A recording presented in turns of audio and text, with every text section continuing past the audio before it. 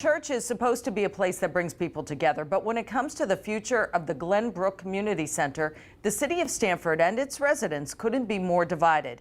News 12 Connecticut's Justin DeVellis with the story. Inside Union Memorial Church, the pews were packed, but instead of the usual prayers, people were throwing up possibilities for the future of 35 Crescent Street. They want to try and repurpose it for some reason, and I don't understand why. In this house of worship, it's more needed now, I think, than it's ever been in all the time I've been here. Things got heated. This is why we're here. The former Glenbrook Community Center has been closed since the COVID pandemic. And if you speak to anybody in basically on the east side who grew up here, the community center has been a part of their life. 2 years ago, Stamford Mayor Caroline Simmons proposed a plan that would have turned the site into affordable housing, but eventually scrapped it after the public pushed back. So far, with the last couple of dealings we've had with the city on this building have run into dead ends. And I'm hoping this is not another one. The city says it hopes to find a solution that aligns with the community's needs while ensuring long-term financial sustainability for the project. The east side of Stamford is in desperate need of a place where the community can coalesce, where there can be affordable services for the residents on the east side, and it's just not there right now, and it needs to be. Now, the city plans on having more of these meetings in the coming months. It hopes to have the finalized plans for the project this summer. In Stamford, I'm Justin DeVellis, News 12 Connecticut. Some other proposed options include turning the site into a healthcare and wellness center, a senior living community, or even an eco-friendly green space. Would everybody in favor of the Glenbrook Community Center reopening, please stand up and let me speak. We're not doing that. No, stop. We're not doing that. This is why we're here. No, sorry. You're saying we're not doing it here. The mayor refused to listen to us 2 years ago. Please sit down. You will have time to speak and to put your comments on the board. And that is how we're running this meeting tonight. Okay? If you do not like that. Point of parliamentary procedure. Yes, thank you very much. Yes, we have a right to speak. I am running this meeting right now.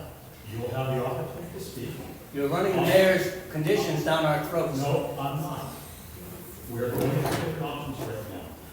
But what we want you to do is to remain civil. I'm civil. I've worked for the community for years. So I want you, in the end, you'll let me finish my presentation, please. Finish it. Then hurry up because we're getting bored.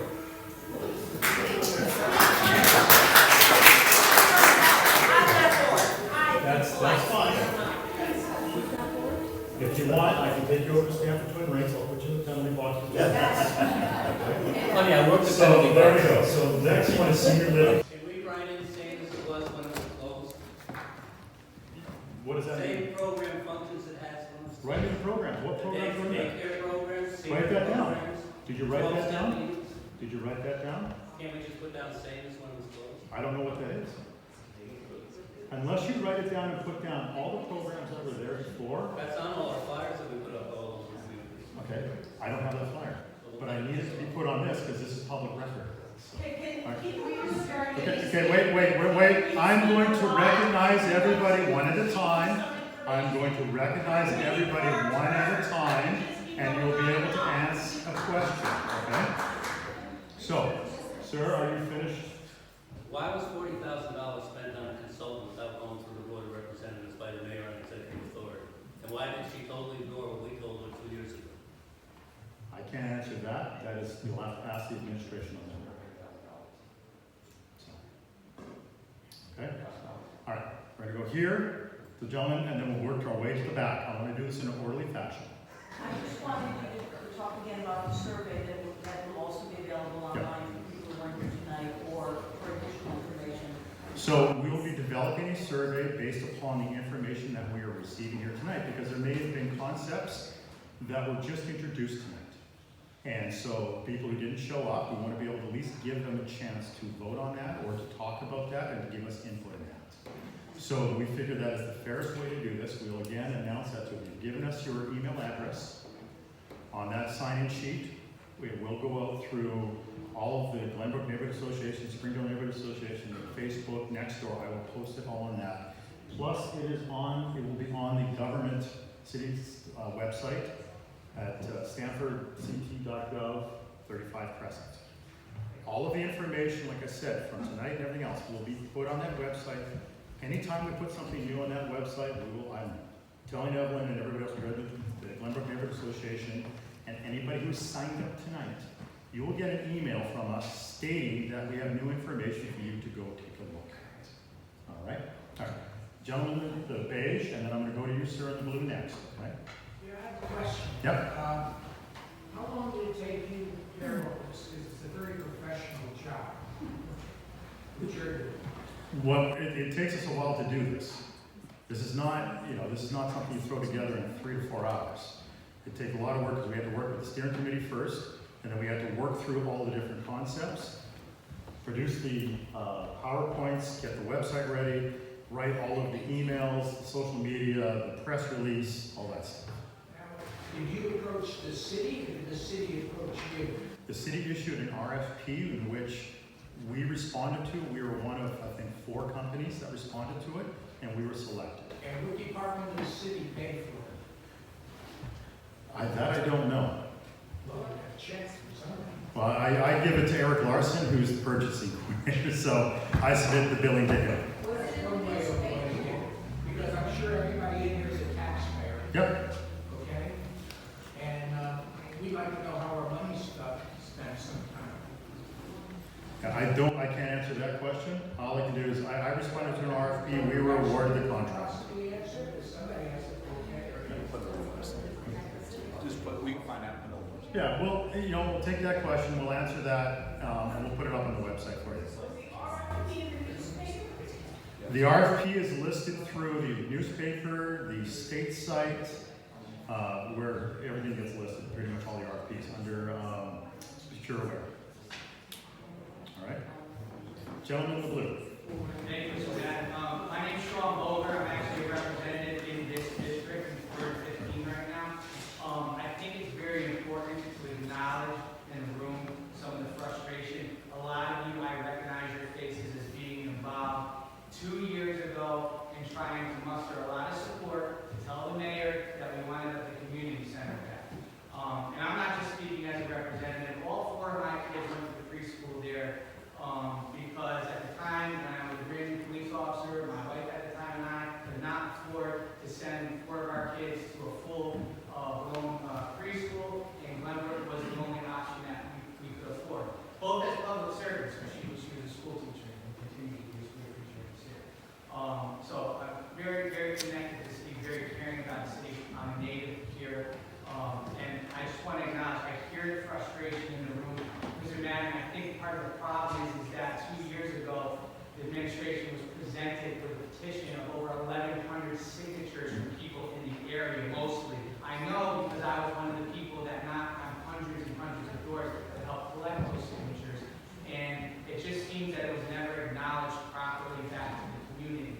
And so to start this process all over again 2 years from now, while you're the one that's not spearheading this, and I'm sorry you might be catching some of the brunt of the frustration, that's why it's happening. I know you're familiar with it, with being part of the past administration, how these things go, but I just want to let people know. Whether you agree with the community center staying community center or not, I think it's important to acknowledge that the people that put a lot of hard time working on this. The administration was truly interested in the first place of getting community impact. I think they would have done that from the get-go. Then they waited 2 years, did nothing, and now they're starting the whole thing over again. So people are very, very frustrated about that. I know my opinion hasn't changed. I know a lot of people's opinion hasn't changed. And I think it's part of the reason why you're not getting a lot of response on the work, maybe only half the response to people that were in this room, because they're upset. And another thing that I'd like to point out, while I respect and know everybody that's on that steering panel, I have to say, out of respect for my constituents and the people that I represent that sign that petition, that the vast majority of the people on that steering committee were not in favor of keeping the community center. In fact, one of them has publicly stated they will never fund public funding for the community center, and that person was placed on the steering committee. And I think if they wanted to have a steering committee that was more robust, it would at least be a 50-50 representation. It's not hard to know who supports it and who doesn't. These opinions have been made very clear in the Board of Reps. And in fact, have the representative, one of the representatives in this room, Representative Strain, I don't know where she's sitting right now. She singularly ran her campaign on this issue and won on that issue, and the community center directly in her district. But it always seems like a deaf ear is being turned to that.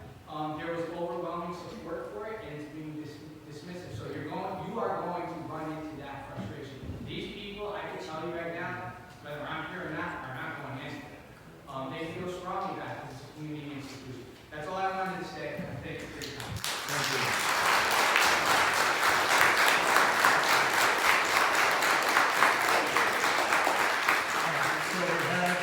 So the lady in the white and the glasses in the back, who was next, the gentleman behind her, then I'm going to come back up here to you, sir. I have the gentleman in the jacket right there, the man right there, and then we'll go right here, okay? Thank you. So I'm Gina Calabrese. I live in the Cove, which shares a border with Glenbrook, or adjacent neighborhoods, and we also share some district reps. As a resident of the Cove, I use Glenbrook a lot. I go to Lebanese, I go to patrons businesses there, right? You're adjacent. My son went to the after-school program there at the community center for a year. It's a building I always thought was quaint. Yes. This is New England. I have appreciation for some of the older architectures, and always thought there was so much value in the community center. And I'm speaking mostly because a little while ago you were talking about, I guess, grant proposals, and that saying a community center is too vague, and what specific programs do you want? I guess I understand that when you're doing grant applications, you need to have some specifics, right? Certain grants for kinds of different programs. But I also think it's clear enough what people mean when they say we want a community center.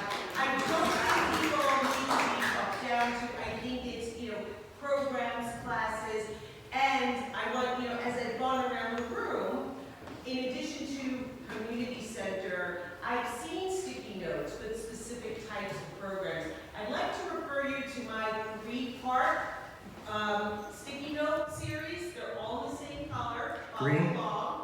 They're light green on the first one. Yep. So just to be clear, Yeah. it would include things like recreational classes for all ages, after-school arts and classes and dance classes for kids, maybe some martial arts.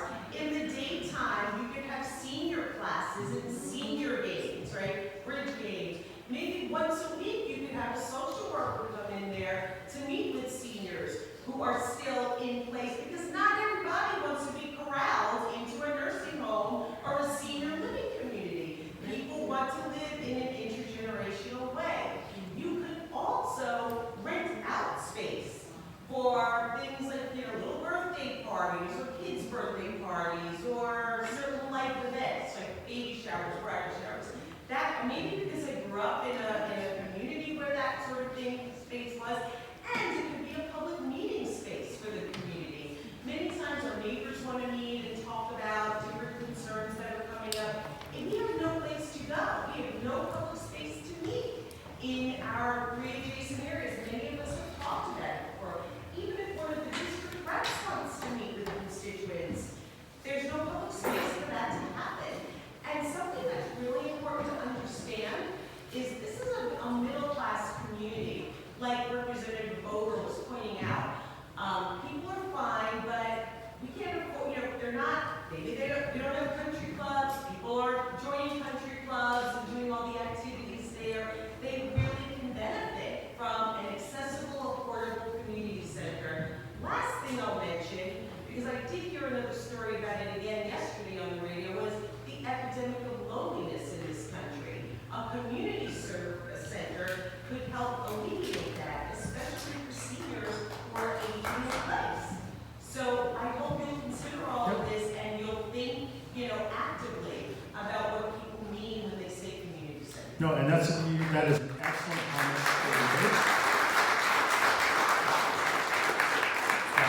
I have not had a chance to read any of the stickies, except for a little bit over there.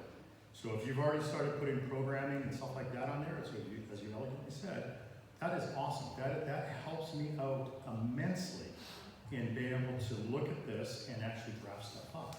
But again, I was, like I said, when I was referring to, right, you know, just community center, that doesn't help me out. But what you said helps me out immensely. That's constructive. Thank you. Thank you, Mr. Madden. I appreciate it. My name is Mark Morash. I grew up on Toledo Drive. I went to start school. And between there and there, I can't tell you how many days myself and my friends spent in that community center, either because we didn't want to go home or because we didn't feel safe going home. And that's one of the things that we forget, that a safe space for our children is important. But that's not the point of my comment. You say that we're here with a blank slate, tabula rasa, no preconceived notions. And I think the reason I'm asking this is because some of the frustration and maybe some of the lack of comments is because a lot of folks feel like this has already been decided. As Representative Boger said, we were here 2 years ago. Why were we not listened to then? But you say we're coming from a blank slate, but when you're standing up there and you're going through the 6 ideas, you're giving us the names of possible partners for all of these things. So it sounds to me like the city's already done legwork, and yet when we talk about the community center, it's about where is the money going to come from. So it feels, just from your own language, that we're actually not starting from a blank slate. And I mean, whether or not we should be from a blank slate, because the community center's been there for 100 years. But my question is this, because I'd like to have this on the public record, is, in my estimation, there's 2 parts that we're developing if that were to be a community center. One, yes, is the ongoing, and one is obviously the revitalization of the building. And the state of Connecticut, over the last 3 years, has had the Connecticut Communities Challenge Grant. It had 3 rounds of it. And a number of folks spoke with them, and absolutely, the revitalization of a community center is viable under that grant process. Now, the city of Stamford got $2.5 million through this grant to create on Pacific Street a year-round beer garden, a food truck lot, an authentic German beer hall, coffee shop, social co-working space, customer language of what was awarded. Stanford also got $2.7 million to do housing at Zero Walton Place and 8 Prospect Street. But when approached with applying for this grant, this giant grant that was awarded $100 million to revitalize things like community centers, Mayor Simmons said she would not apply to that grant program. Can you assure the people here that if we're going to go the route of a community center, if there is heat on the map for the community center, that it will not be the mayor who says, I will not apply for this grant money when it is there to be had?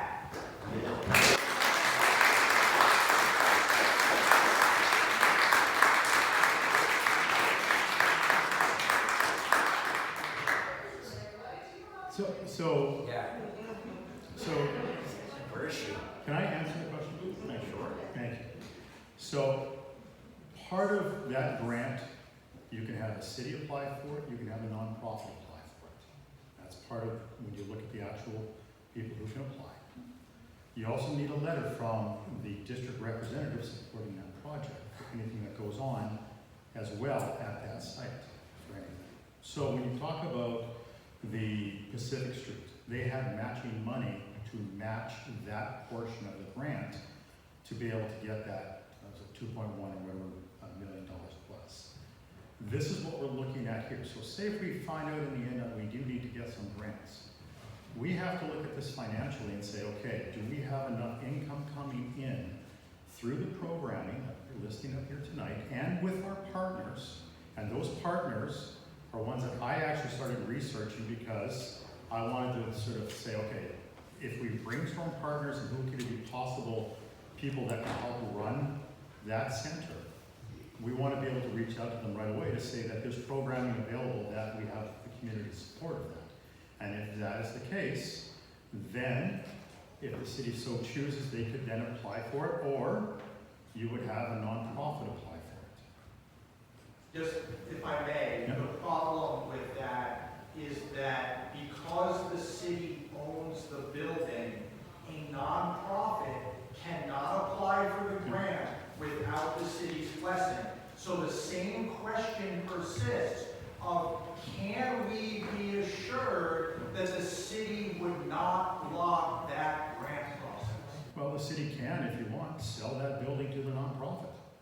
The city has stated before, again, 2 years ago. Like I said, this is why we're at square one, trying to explore all of these questions that you're asking. We are trying to find answers for on every single step here and the what ifs. So if we move forward with a grant application, what are my what ifs on who my partners are, how the matching granting works, and how do we have a feasible plan that actually works to make that building sustainable? So we have to work through this process, and it is a long, tedious process. It's not like just throwing out an RFP and say, come develop this site. Again, I live in this community. I want this site to be successful.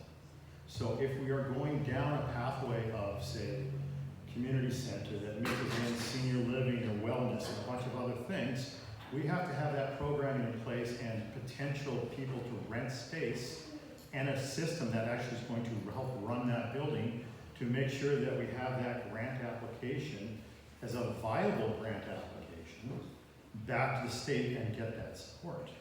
Now, we can submit something and say, here we go, this is what we're looking for, but if you look at what Stratford did with their grant application, have you read their grant application, what they're doing? They had private and public partners that worked with the town to be able to come into that building. So again, that's what we're trying to explore here. So again, you know, for me, I can't speak on behalf of Mayor Simmons. I cannot speak on behalf of her administration. All I can do is help develop the process to find an answer at the very end on where we need to go and how we issue an RFP that will be successful. That's the best answer I can give you, and it's the only answer I can give you right now. Maybe in 3-4 months from now, we may have a different answer on that because we've been able to explore all that stuff we're talking about here, okay? But because we don't have all that information yet, this is the best I can do for you, okay? And it may not be the answer you want to hear, but that's the answer you're getting from me tonight. All right, wait 1 second. I have one more gentleman right here. When we go right, we have one gentleman here, then I have him up front because he was the third. Yeah, you're next, and then him up front, and then I'll work my way back, okay? Okay, Thomas, your opening remarks about 2 hours ago laid out the conditions on which you were working. And the conditions are, as you say, whether it can sustain itself going forward to carry itself. This is an internal bias against the community development center, community center, or laying waste to the building and leaving it as open land. And the reason it is because they can't compete against the other uses for medical offices, for apartment buildings, for memory care, and extraction of money from people who are sick and everything, with insurances. They cannot compete. The only way that this will work is if the town, the city of Stamford, sees that the community center is as valuable as their public schools, as their public police, as their public firefighters, as their public health department, as their road services and maintenance of those for the community. That's how important the community center is, and it has to be partially or majorly funded by the city of Stamford going forward. Because you're going to be opening it up to all kinds of groups that will need help and assistance. And we want a community center that services all ages, all groups, all ethnic groups. Okay, my 2 children in the 80s and 90s went there, and they had dance lessons and acting lessons, and they learned a lot, and they were with other kids, and it was affordable, and we could do it. I want to see the next generation have the same available resources for them. At that time, when I was there almost every day, my wife picking up the kids and going in the building and waiting for their lessons, there was Alcoholics Anonymous, Gamblers Anonymous, there were support groups, there were for elderly men there who want to come and play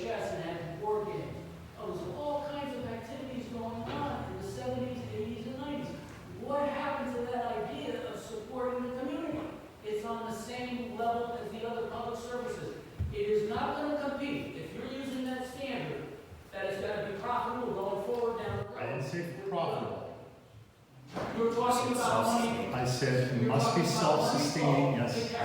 It's gotta be But self-sustaining. his argument is, Yeah. Well, his I'm argument saying is, it can only be self-sustaining if the city sees its part and its role Yeah. in a good, solid community. And that may be the case in the very end, is the city may have to put money into it, but we You need may to have figure to out let how them do know. we get to You that may have point to let and them what the know. city needs to put in to the project, But right? you may have to let them know in your report that this is a factor Yeah. in why you would either disagree with the community center or find it not in the best interest, because it doesn't meet that measurement, as well as the raw land. Yeah. The city would not meet the measurement, it would be seen as an open space. So, we're at a deficit here for those who are supporting the community center, given the underlying strictures on which you're operating and which you enunciated earlier in the evening. And I don't think it's fair. It cannot compete with the other cash flows coming from the other uses. There's no way it can compete. So, Well, and how that's are you what- going to take that into factor and discount for that? That's Well, what again, we're that's what we've been hired to explore all of that, to figure that out. So again, we'll be presenting a lot of the stuff back in January, and we'll be putting everything up on the website. Again, I'm gonna be very clear, we're not trying to hide anything here. I understand. So again, and I appreciate your comments. I know my community here is very passionate about the Glenbrook Community Center. But we've been hired to explore and try to figure out what are our best uses for this property. And everything is on the table right now, but if a community center in the end is the most viable option, then that's our recommendation. Okay? But that's not what we're at right now. We're not recommending anything. All we need to do is what is the community really looking for? And I know this is something maybe the city should have done 2 years ago. But this is what I'm saying, we're starting over. This is a fresh start. The city said, we want to hear from the community. How do we restart this process again?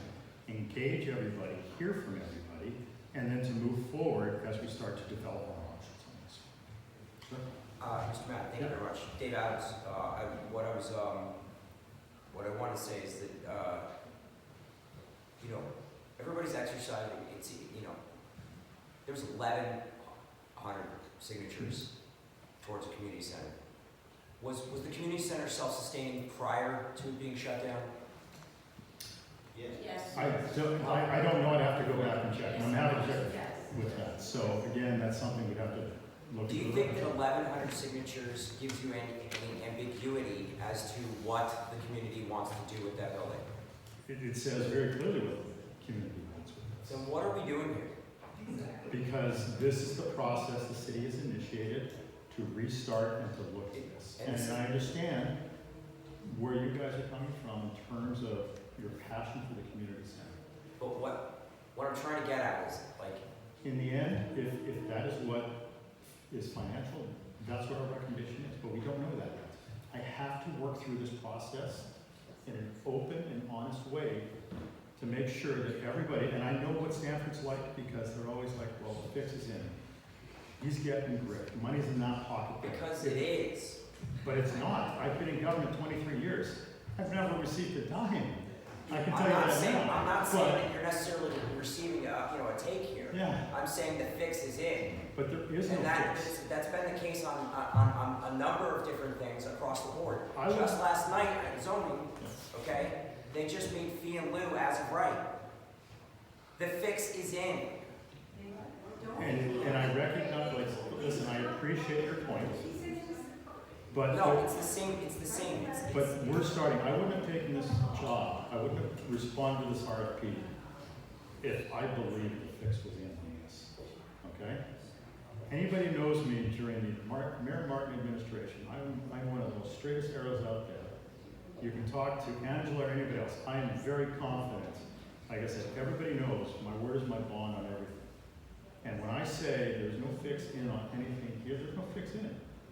Like I said, I wouldn't have taken this job if there was. That's not, as my planning ethics would never allow that. So again, like I said, for you to say the fix is in, I respect your opinion. Well, But I'm telling you now, Evan and Susan, we would not be here listening to everybody, trying to get the comments out and to look through how do we actually work with the community and work with this RFP to figure this out. So, right? It may not give you everything, but I'm happy, you can have my that's right? fine, that's fine. And I don't made any need point. to control this, I'm not even from this community. Right. I'm here to support the community, Okay. you know, but I've been hearing about this for 5 years. Yeah. And it's not a new thing. And everybody has told me since the very beginning, they want the same things that were there before it was shut down. They don't know why we're not just reopening it the way it was before. So I personally, myself, I don't understand where there's ambiguity. The ambiguity right now. And so that's me. Okay. I yield. Alright. I want to make sure I get through this side over here, and then yes, Ray, I do see you. Very quickly, two things. Yeah. One thing is, it was mentioned already about the grant that we got back in the old days, about a couple of years ago, to get the thing fixed up and running again. It was a grant that it didn't have to be matched. It was a grant that they were going to give for looking into the feasibility and then the actual reconstruction of anything needed to be fixed. The second thing is, we're kind of remaking the wheel. We have one of the original board members here still, from the original Senate. What they did was, which is something that I actually wrote on there, that's why I wanted to say it out loud so that it makes the video. They had a 10 or 12 person volunteer board that ran the Senate. It didn't cost the city anything to pay them. And I believe from what I remember, they had enough money for renting out the rooms, for renting out the different people. They actually had a custodian that they paid to actually keep the building clean. And it was self-sufficient. Now, to get the thing built, and like another gentleman said, I like what he said too, because if a little money did come out of the city's pocket for a community center, I don't see what the issue is. The city's never spent on a lot lesser things, I think, I'm thinking about that we're not that important in the general public's eye as a community center. I think whatever it had, the city has to put into it. If it's a couple $1,000 if they met short on the oil bill, it's still better to keep these kids off the street and give them something to do. I appreciate that point. So, all right, Ray, representative, then we're going to go back because I missed you, and then Dave Jesse. And Sean, I'm sorry, I don't have my glasses on. I have light glare. I didn't recognize you. I'm sorry about that. My name is Ray Downey. I live in Stanford. I'm born here. I went to this community. My daughters went to the program at the community center in Burbank area, which was very wonderful program. My cousins know that wonderful program. I know Tom Madden. I know him as an honest man. Right? I hope that everyone feels that way. He's told the truth to me on a variety of issues and items. I know him personally, and I support what you're doing and getting information. I asked one thing that I think everybody would want to know. If you would find information from this community, not just today, but in the future, even though it may disagree with some of the things that the city wants to do or financially, we present that information on behalf of the group as their feelings and opinions. Yes, we'll present that. Okay. All right, sorry, I'm going back up front here because I missed, and I see you in the back, sir. Yes. Me? Yes, you. Ronald Green, Stanford citizen, taxpayer, so I didn't come prepared for this. I found out about this very recently. It was my impression that, and maybe this is not correct, and I can see there's a process here, and I appreciate that, and I'm profoundly sorry for chewing your face off earlier, because I get yelled at every weekend and every hockey rink across Connecticut. Trust me, it is nothing, no big deal. I understand you're doing your job and all that, and as one engineer to another, I appreciate that. My concern is that I was told that the building was not habitable anymore. Okay, that is simply not true. And you and I both know that because you and I just talked and we agreed that you could open that building in a week and have people in there. Okay? I didn't agree to that. That was your statement, sir. I said we have to go through and do an engineering study to figure out additionally what has to be done based on an engineering study. I think it was about 5 years ago, Matt. Sorry, throwing you in here, but it was like 5 years ago, and to redo that, because the building hasn't been opened. So you're making assessments based on no building A assessment? 5-year-old report, yes, that's what I have to go on, because that was in the last time the building was open. Okay. So, what was the number that came out of the report? Because 2 million is ridiculous, quite frankly. So 2 million, I'm using that as a number. I say if I went in as a respondent to the RFP and I need to put $2 million to build out what I need to do, say as a innovation hub, to put in all my equipment for co-working, redefine everything out, stuff like that. The building itself, the previous 5-year study, Yeah. I'm not gonna give you an exact number, but I know we have that, and I'm pretty sure we can put that up on the website, and you can take a look at that. Because again, I'm all about sunshine. If we had a previous report, it was issued, I know, as part of an RFP previously 4 years ago. They had that report in. And I read it like, it's 55 pages, I Yeah. read like 5 minutes of it on the way over here. And I saw a lot of things that are simply incorrect.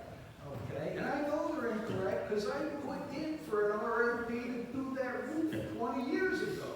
And that roof's still under warranty because the RFP called for a 40-year warranty and it was done exactly 20 years ago. And somebody told me the roof's leaking and what are we going to do and all that. You should, if it was done according to the RFP from 20 years ago, it should be under warranty right now. So if I'm responding to any RFP, I'm gonna be asking for an engineering assessment before I step foot in that building and before I even bid on the building. So that may be one of the things that the city might have to do, is to It's update that under engineering, but you'll have to update that engineering report as part of this. So again, I have to put this all into a logical sequence for the city to. You're dancing around. No, I'm not. Yes, you are. Okay, so basically what I'm saying is that, okay, so it seems to me like there's some willful neglect here on the part of the city for not throwing a tarp over a leaking roof that's under warranty. Okay? As a taxpayer, I don't like that. So I can't comment if the roof is leaking, that is just hearsay right now. Okay. So again, you've now brought this to the attention. Okay. The Director of Operations sitting right here, he's heard you saying, if you have a leaky roof, I am pretty sure he's going to be making a phone call tomorrow to say, can we get someone to go check that to make sure it's not leaking? Because right now it's hearsay. So until we know for sure if that roof is leaking or not, I don't want to say it's leaking. So from the 5-minute review I did, the 55-page report, it talks about the HVAC system being no good on the second floor. Okay, that's totally false. Okay, the lifespan for that should be about 20 to 25 years, and because it wasn't used for the last 4 years, that should not be included in the lifespan because the motors weren't running. You're an engineer. The motors weren't running, it wasn't. I agree with you because I said probably one of the things that needs to be done for any type of RFP is issued is you're going to have to do a building conditions assessment before you open it. I will do it for free. There you go, man. He's offering it for free.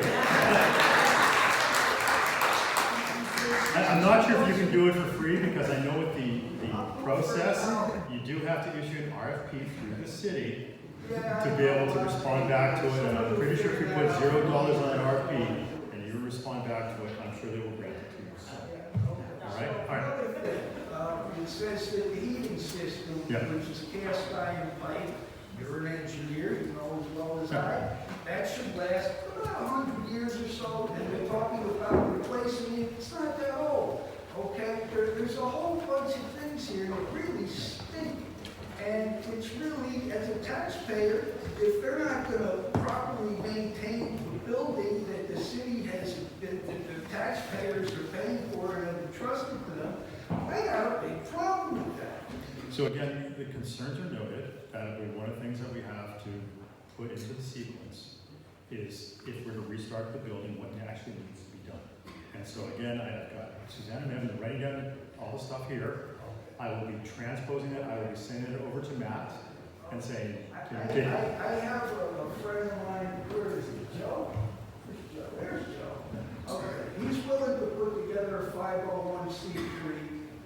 control the building, okay? Okay. I will do an assessment of the building, figure out what we need to do, okay? And then we can open the building Yeah. like whenever all this crazy paperwork gets done. I'm from the private sector, we don't have to deal with all this nonsense. I've worked in public sector. We handle a lot of paperwork, unfortunately, because that is the checks and balances to the taxpayers. We have to have that paper trail. So, all right, I'm gonna move on. I'm sorry, ma'am, right here, and then I'm gonna go to you, David, because she's been waiting here, so.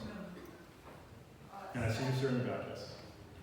Stephanie, I live on Hamilton Avenue, and I just wanted to reiterate this whole like branding of this as like starting from ground zero or having a fresh start.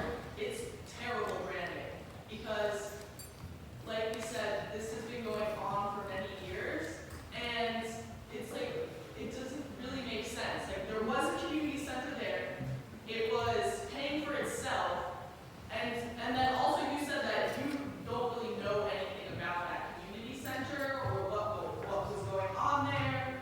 So it just seems like maybe the idea was like, oh, we're gonna get a fresh start and we'll hear from the community and we'll let them put stickies on a board, like they're in a high school history class or something. I feel like that's where you probably got the idea from. Actually, no, this is actually standard planning, so when you go to your plan of conservation development that Stanford's doing right now, Oh, do they let you put stickies on a board? yes, this is standard, this is typically for a lot of our public meetings, it is allows us to get the comments. So it feels kind of like very contrived and then like you're not actually really listening to the community. Like there was a community center there. It had lots of programming that lots of people in here enjoyed. And it feels very self-explanatory when you say, we want a community center. And there are community centers that exist in Stanford already that offer those types of things to those communities.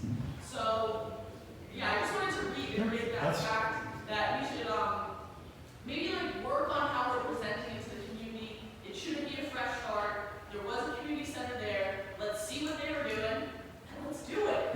Like, All right, so David, we'll go to you, and then Representative will go to you, sorry. State Rep David Michaud, 146.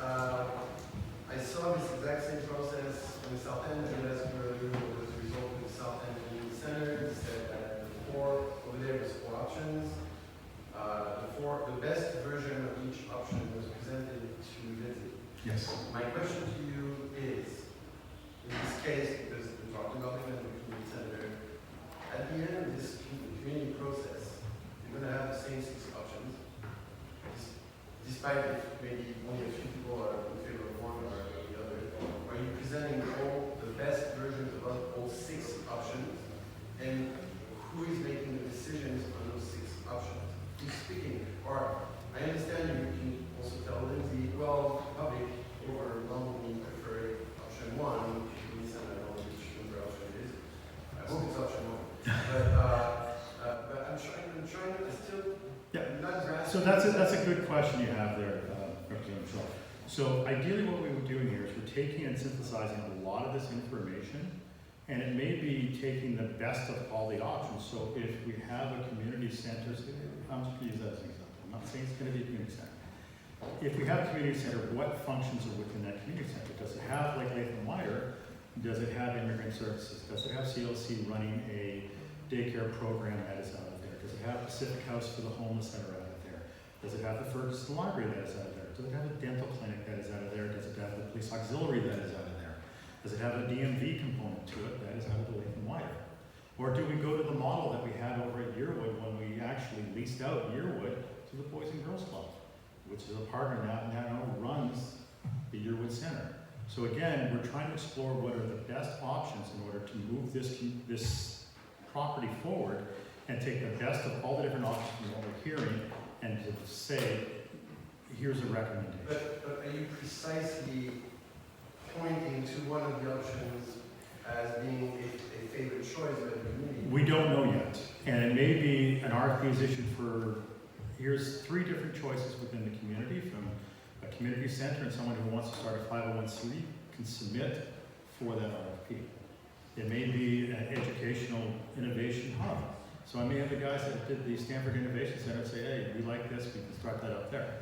We don't know yet. Then you're doing that work before you present the 6 options, right? So, You're putting information together and presenting it to students, but I'm still not grasping exactly how a decision process goes on once you submit it. so with this right here, we still have to take, we're working through that decision sequence right now based upon all the information we're receiving tonight, the information we're going to receive from the survey, and then at the next meeting, as we start to present, this is what we've heard. These are the top contenders and programs and everything else that is in there, because one of the things we did in Latham Water was program development. And so what did the community actually want to see at there? And then when they issued the architectural competition for it, the architects actually responded back, drawing into how you would actually use that program development. Again, that's part of what we'll be looking at here is what are the programs and everything else that is the best options within here. So again, there's no predetermination. So you're asking me, what's the final thing in the end? I don't know yet. All I can do is say we're making each stop along a decision pathway to figure out our best way on what the RFP will be. So going back to the south end, I'm sorry. Yeah. There were 4 options presented to a body. So then what happened there? Was a decision made? No. All it was, so let me explain. This is a different process. The Latham Water, the redevelopment of Latham Water, Reimagine Latham Water was an architectural competition. So we went through and actually talked to everybody inside the building.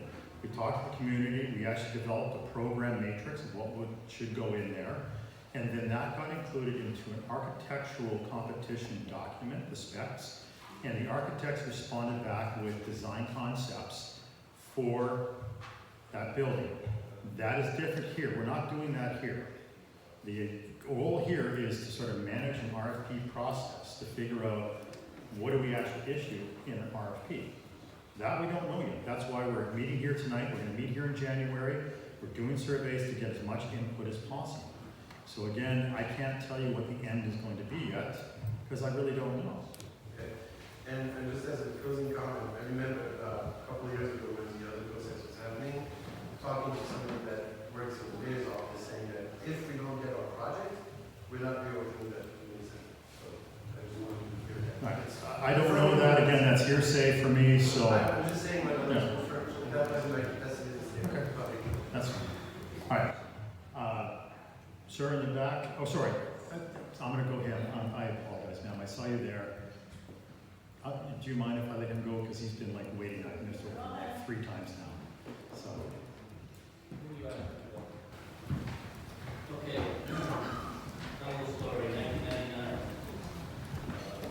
They grew World Series in fun. World Series. Basically, started so understand that I would buy a bottle of fundraising. And go to Mississippi, 5% tournament, civil price $40,000. Silent fund. They grew league ability to stand for several years. And I went to the board, and they said, can't do it. We'll never have the support we had in 1970 when we had a big World Series. So, I went to hockey rink and put Band-Aids on people when we were playing hockey. And I've been involved with the community since age 14 doing volunteer services. Big organization sent us a 42-page manual of what we had to do. We set up 6 division heads within 2 months, recruited 25 subcommittees, and got the thing up and running. We still had to justify it to the city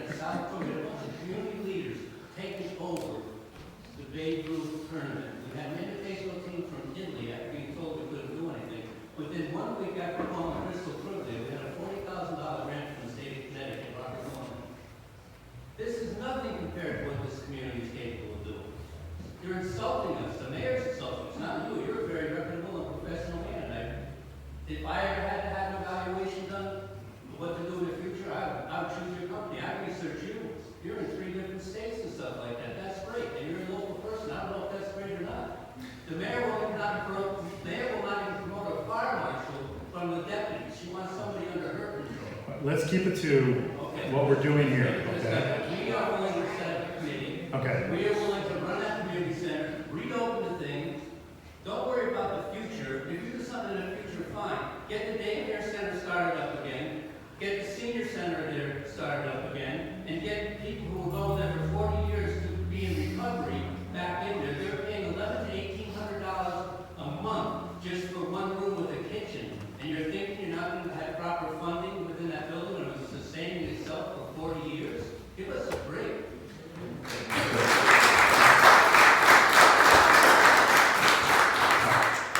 We're coming up to 9:30 here. We're only supposed to stay here for 9, so I'm going to take my last two comments right here, Representative, and then. So you have to excuse my back, sorry. So 16 months ago, when I started to run for the Board of Representatives, I would knock on the door and the second thing out of my mouth was like, my name was, are you familiar with Glen Community Center? And everybody except for one person said yes. And then the comments started. And then you say to me, oh, I went to school there. Well, my kids went through daycare there. I took exercise classes there. I did, this or that or whatever. What's going on with it? Where, why isn't it open? This and that. So I answered the questions as best as I could. And I told them, I said, I'm hoping that I'll work hard and try and see what we can do about, reopening it again and whatnot. And then it went dormant after we gathered our signatures 2 years ago and we stopped it from being sold to this builder that wanted to put 51 apartments up there, but with less parking. And that wasn't going to work for us because it would have conflicted with the neighborhood. There would people would be parking on the street, would be a nightmare.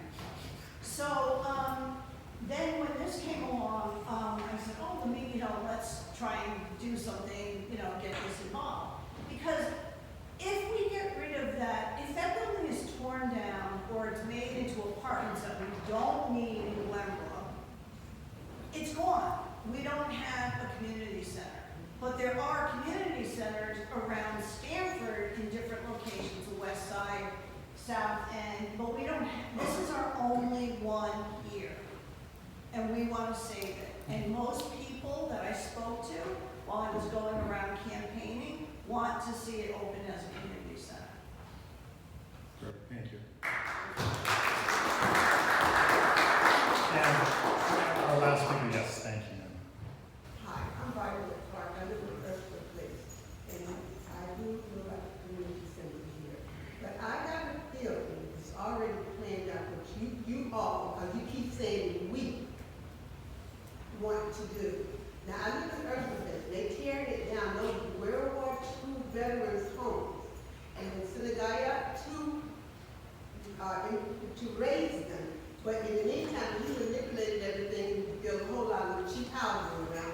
And are you connected with the ones that are going all over Connecticut, building these little $10 houses for $200,000? I want to know that. I'm sorry, I don't understand the question. I want to know, are you connected with the builders that's trying to take all the old buildings down in Connecticut? I have no affiliation with any builder. I It's work for DFJ. It's got to be somebody, because they're all downtown, they're all over Connecticut. Yeah. These are cheap buildings, and that's why you all got a place for another big building for that community center.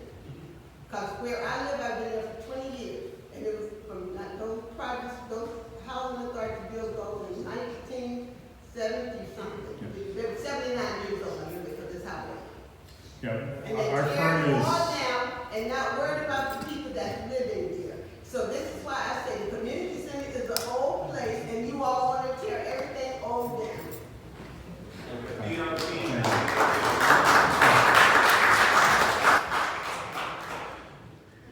We are past our time. It is a brief question, less than 30 seconds I will take it, but I promise the pastor we will be out of here at 9. This is very important.